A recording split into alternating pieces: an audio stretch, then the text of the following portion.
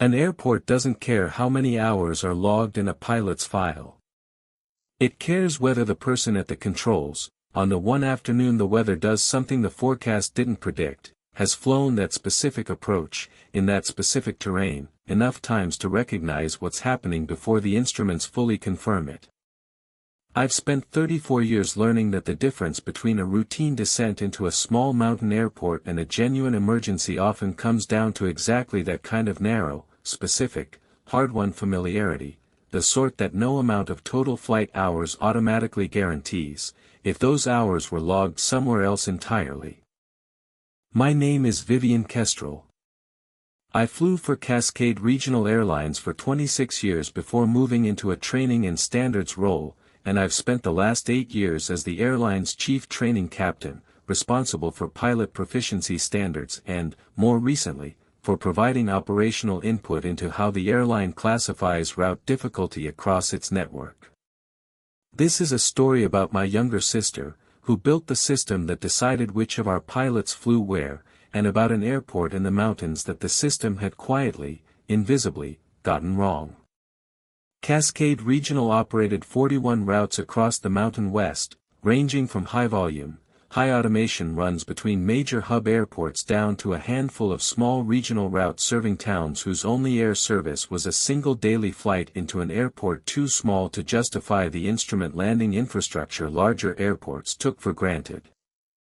My sister Renee, 3 years my junior, had spent the previous 4 years as the airline's vice president of crew scheduling optimization, overseeing the development and deployment of Roster Optics, an AI-driven crew scheduling system designed to optimize pilot assignments across the network for cost efficiency, regulatory compliance, and what the system's own internal metrics called complexity-weighted experience allocation, a formula intended to ensure the airline's most experienced captains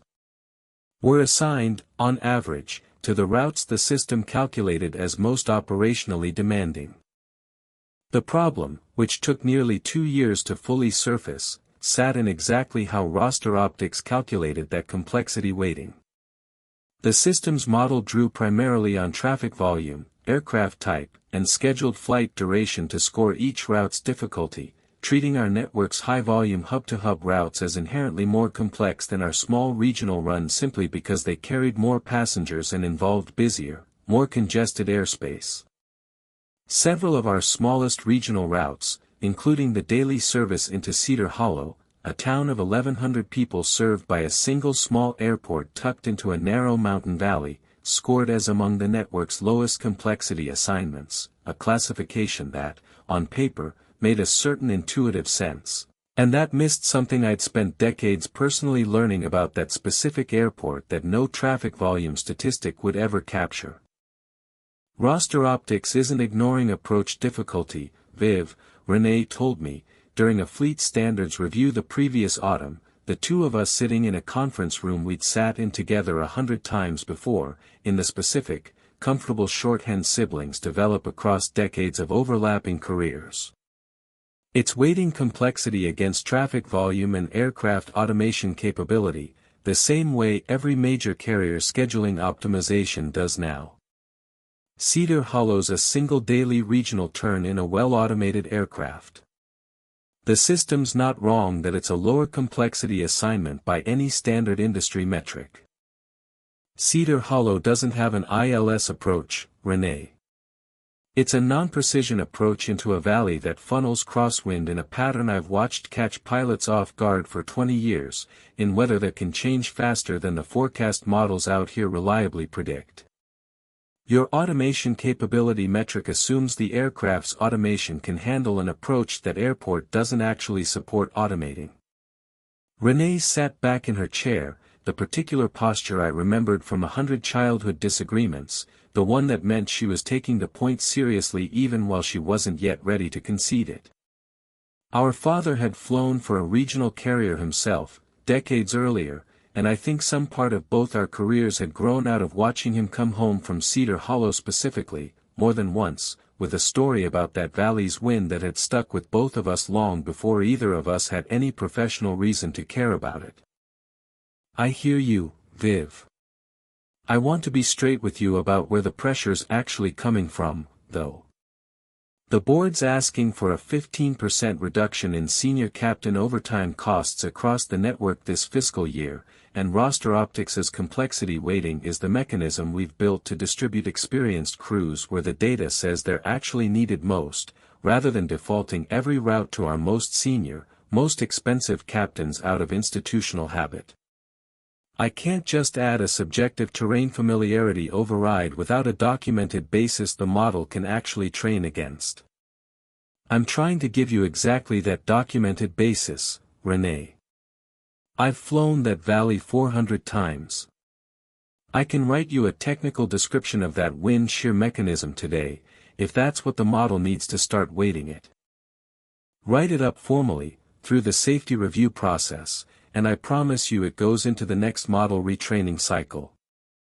I can't fast-track an informal recommendation over a documented process that exists specifically to keep scheduling changes defensible to the FAA and the board both.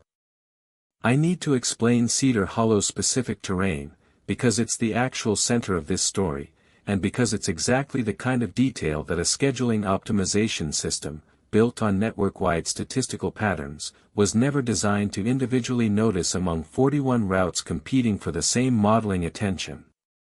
I've tried, more than once since, to explain this valley to people who've never flown it, and I've never found language that fully captures what it feels like from the cockpit, only the closest approximation my training has taught me to reach for. Cedar Hollow's airport sits in a narrow east-west valley flanked by ridgelines nearly 4,000 feet higher than the airport elevation itself, terrain that produces a specific, localized wind pattern during certain weather transitions, a mechanical wind shear effect as air funnels and accelerates through the valley's narrowing western approach, strong enough, under the wrong conditions, to produce a rapid, disorienting airspeed and altitude fluctuation in the final seconds before touchdown. Precisely the kind of localized hazard that a pilot needed direct, repeated personal experience with that exact valley to recognize and correct for quickly, rather than something a standard instrument approach briefing alone could fully prepare a crew for. I'd flown into Cedar Hollow more than 400 times across my own flying career, enough that I could recognize the specific pre-shear conditions, a particular cloud formation building against the western ridge, a specific shift in the wind sock's behavior on final approach, well before any instrument confirmed what was coming. It was exactly the kind of narrow, hard-won expertise that doesn't transfer through a training manual or a standard route briefing, the sort of knowledge that lives specifically in a pilot who's personally flown that valley dozens of times, in dozens of different weather conditions, across enough repetition to build the pattern recognition instinct that a single detailed briefing could never fully substitute for, the same way no amount of reading about a familiar voice could ever fully substitute for the actual sound of hearing it. Roster Optics as crew assignment logic, over its first 2 years of operation, had produced a pattern I flagged formally in a safety review 8 months before this story's events. Cedar Hollow's route, classified as low complexity, was disproportionately staffed by newly upgraded first officers and junior captains, pilots with strong total flight hours and modern, highly automated aircraft, but with limited or in several cases zero prior experience flying that specific valley's particular terrain. Driven wind pattern. I'm not questioning any individual pilot's competence, Renee.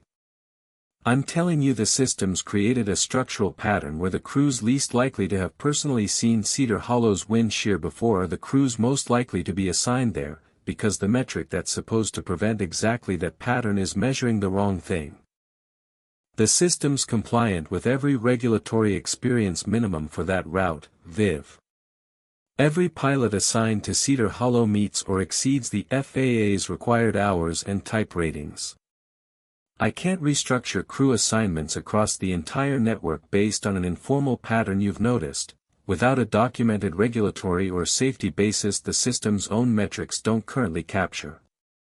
I filed a formal recommendation that same month, requesting that Roster Optics' complexity scoring incorporate airport-specific terrain and approach type factors alongside traffic volume, a change that would have required, by the engineering team's own estimate, several months of model retraining and validation before deployment. A timeline that placed the fix well beyond the specific week this story's events actually occurred. The afternoon this story turns on was a Tuesday in November, the daily Cedar Hollow flight crewed by a first officer with 14 months at the airline and a captain recently upgraded 11 weeks earlier, both strong, capable pilots by every standard measure the airline used to assess readiness, and neither of whom had personally flown into Cedar Hollow more than twice before, both times in clear, unremarkable weather that had given no indication of what that valley could do under different conditions.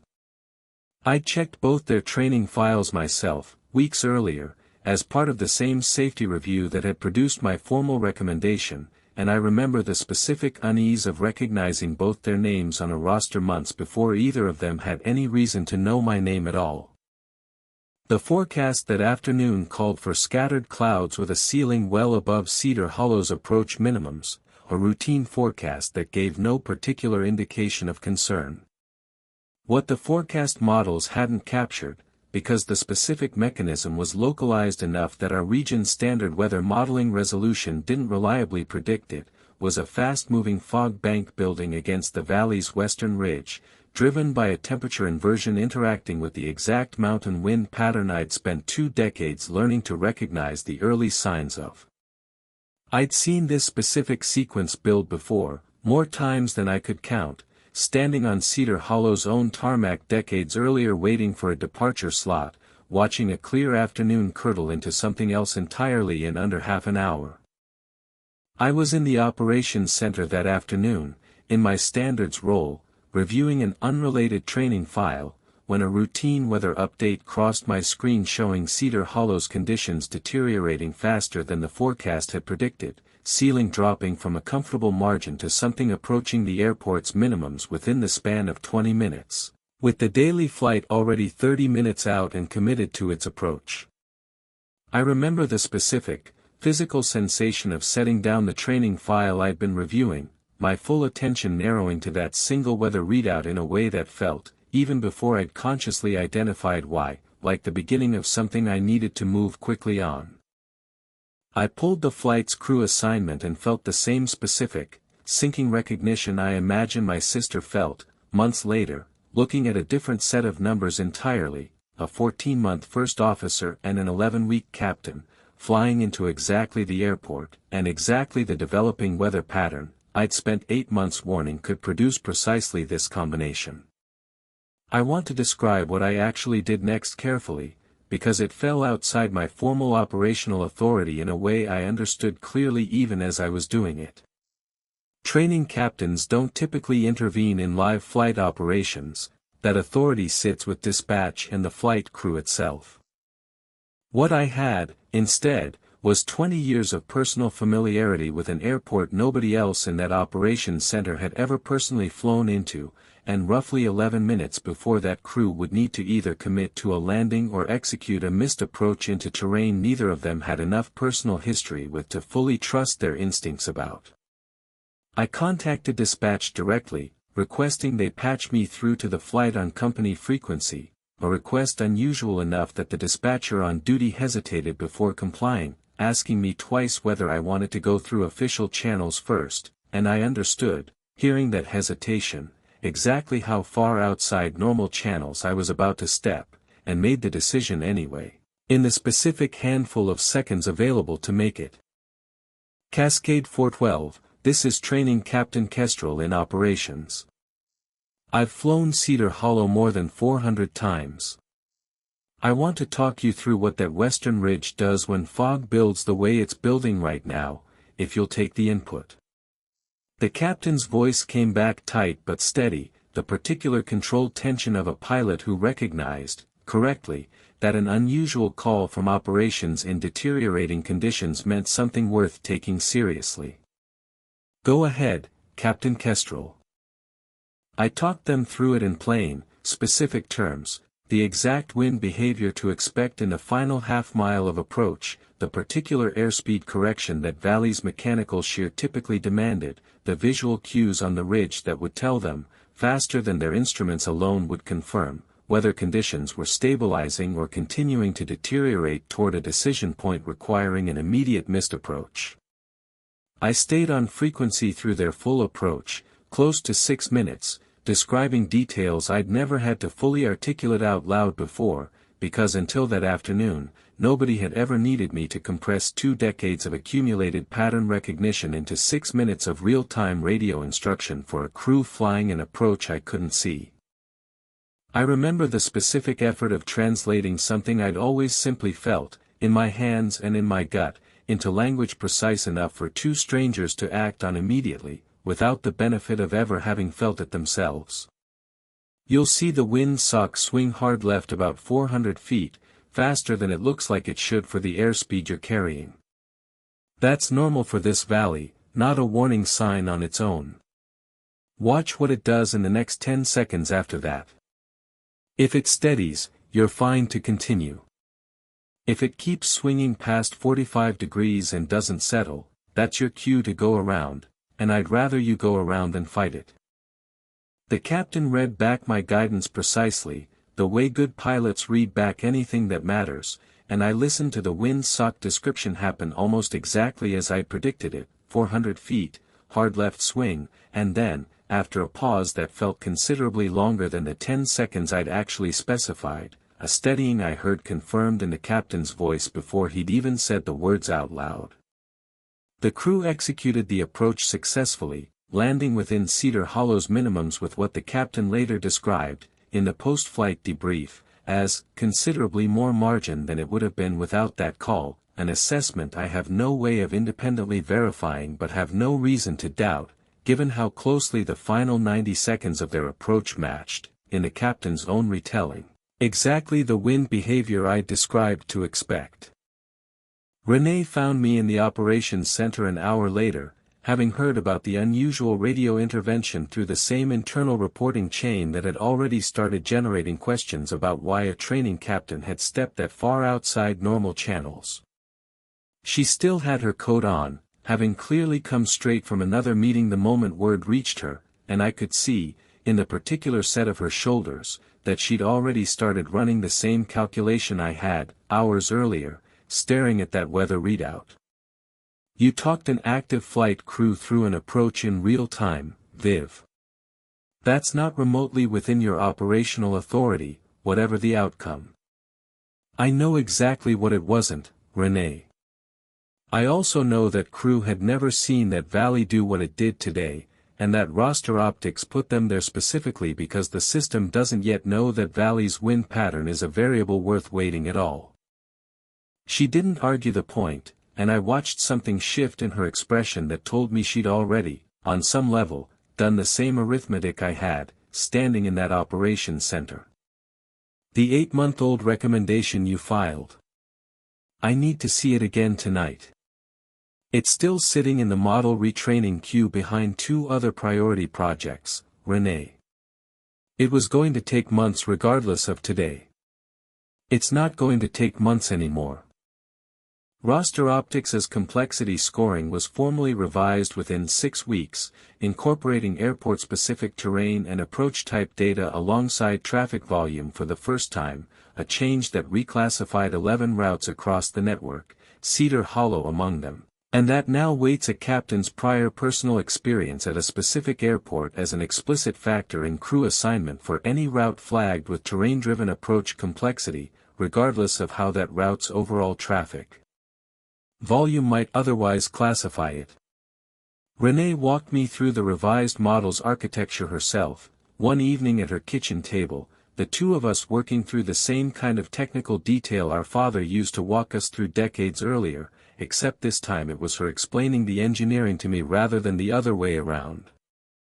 I still fly training and standards check rides regularly, and I've made a point, in the months since, of personally flying Cedar Hollow's route myself at least once a quarter, specifically to keep my own pattern recognition current rather than let 2 decades of accumulated experience quietly calcify into something I simply assumed still applied without continuing to actually test it against the mountain itself. I brought both pilots from that November flight along with me on one of those quarterly runs, the 3 of us walking the approach together afterward on the ground, tracing the exact ridge line I described to them over the radio, watching both of them finally see, with their own eyes, the terrain feature that had only ever existed for them, until that day, as a voice on a frequency. Renee and I talk most weeks now, about roster optics as ongoing refinement, about the 11 reclassified routes, about a scheduling problem that turned out to be less about any single flawed metric and more about how easily an entire category of hard-won, narrowly specific human knowledge can go completely invisible to a system built, with genuinely good intentions, to optimize against everything it knew how to measure. She told me, a few months after Cedar Hollow, that the hardest part of the whole revision process wasn't the engineering. It was sitting with how confidently she'd have defended the original system, right up until a phone call from her own sister forced her to actually look at what it had been quietly missing the entire time.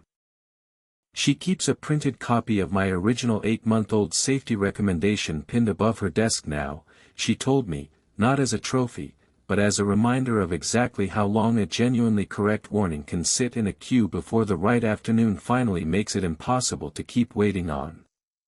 An airport still doesn't care how many hours are logged in a pilot's file. It cares whether the specific knowledge that airport demands is sitting in the cockpit when the weather finally does what the forecast didn't predict. What Cedar Hollow taught both of us, that November afternoon, is that a system optimizing for everything it knows how to measure can still leave exactly the right kind of knowledge stranded somewhere it never thought to look, and that closing that gap, in the end, took 6 minutes of a training captain's voice on a radio frequency, saying out loud what 20 years of flying one specific valley had taught her to recognize before any instrument ever could.